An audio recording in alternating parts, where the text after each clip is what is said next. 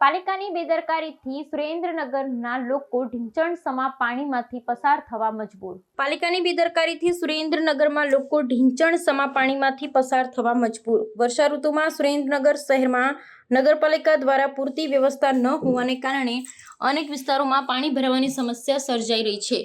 ખાસ કરીને ચૂડા, ભોગાવો, નદી કિનારાના વિસ્તારો અને અંડરપાસ જેવા સ્થળોએ વરસાદી પાણી ભરાઈ જતા લોકો માટે મુશ્કેલી ઊભી થઈ છે.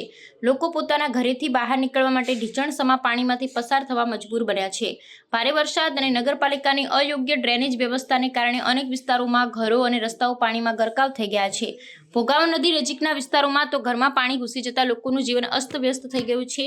અનેક વિસ્તારમાં વાહન વ્યવહાર પણ બંધ થવાની નોબત આવી છે અને લોકો રોજિંદા કામકાજ માટે પણ મુશ્કેલી અનુભવી રહ્યા છે.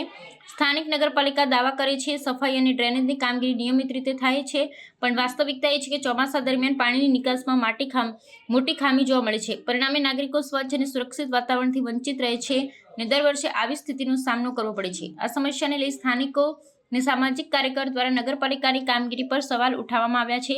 લોકોની માંગ છે કે પાલિકા દ્વારા ડ્રેનેજ, પાણી નિકાસની સુવિધામાં તાત્કાલિક સુધારો કરવામાં આવે, જેથી આવનારા સમયમાં લોકોને આવા દુઃખદ અનુભવમાંથી પસાર થવું ન પડે.